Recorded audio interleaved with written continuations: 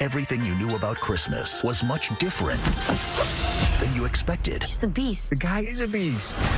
Hey guys, Society Reviews here, my review of the film Red One.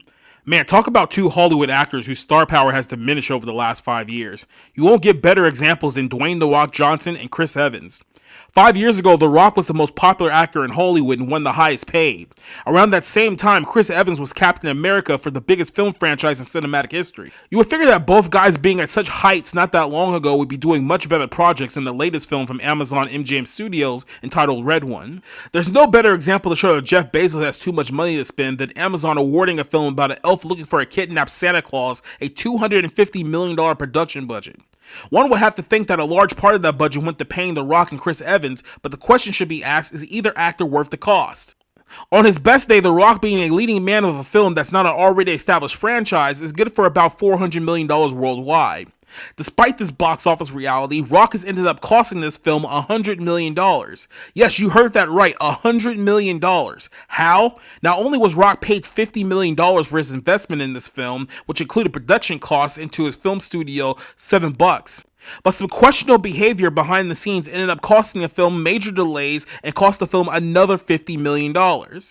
On the flip side, Chris Evans will take anything he can get at this point, since the last time we saw him in a film backed by a major streaming service was last year's film Ghosted with Ana de Armas, which was one of the worst movies of the year. With The Rock betting his reputation on the success of this movie, even going as far to compare it to Oppenheimer in IMAX, the question is it all worth the effort? The short answer, no. Red One is a story about jolly old Saint Nick himself, but this Santa isn't the jolly old fat man who loves eating cookies, but is rather played by J.K. Simmons, who is gearing up for another year at Christmas cheer.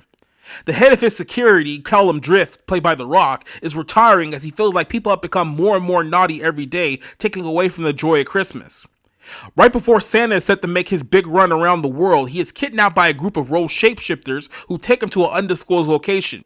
A criminal tracker named Jack O'Malley, played by Chris Evans, was hired to find Santa Claus before the kidnapping, and now he's being hired again to figure out where he was taken. Hollywood is run by nepotism, so it's not a shocking revelation to discover that this film was crafted by the ex-brother-in-law of The Rock. Red One is a generic action film that is paint by numbers from start to finish. Red One gives you the illusion that this is a family film that you can take the whole family to see, but it's really not.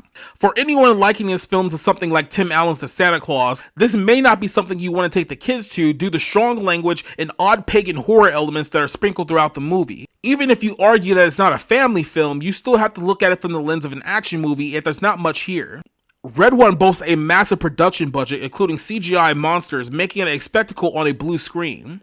The film tries to acknowledge its ridiculousness by trying to get you to buy into the premise from the perspective of an adult who believes in Santa Claus and a North Pole that is operating as if it is the Pentagon itself. The film brings to life trolls, snowmen, and polar bears that talk, but the world isn't as magical as it needs to be. Taking a page out of Black Panther's book by revealing the North Pole to be a secret secluded paradise that is hidden from the rest of humanity. While the North Pole looks like a snowy version of Wakanda, you don't spend much time exploring the universe as the plot takes central focus for better or worse. Uninspiring is the best way to describe this, however to its faults it's not a terrible movie. Chris Evans tries to charm his way throughout the film. While he doesn't do much from a character perspective, he also doesn't wear out his welcome. The Rock is just a presence in the movie, as you won't see him laying the smackdown too much from a character perspective either. At its core, this feels like an idea from a family member from outside of the business who pitched the film without fleshing out how everything was going to work. Red One will certainly not help the career aspects of Chris Evans and The Rock, who are struggling to prove themselves outside the big franchises which they're still attached to. Overall, Red One will be a win for those who are looking for some desperate, mindless entertainment with no strings attached. For most, it'll be difficult to sell them a reason why they have to go to the movie theaters and watch this film in the first place. You're better off waiting for this film to hit Amazon Prime, which will probably be about 3 weeks after its theatrical release. I give this film a 2 out of 5. I have a car. How did I adjusted it to reality? You don't have a Wonder Woman action figure, do you? Not how it works.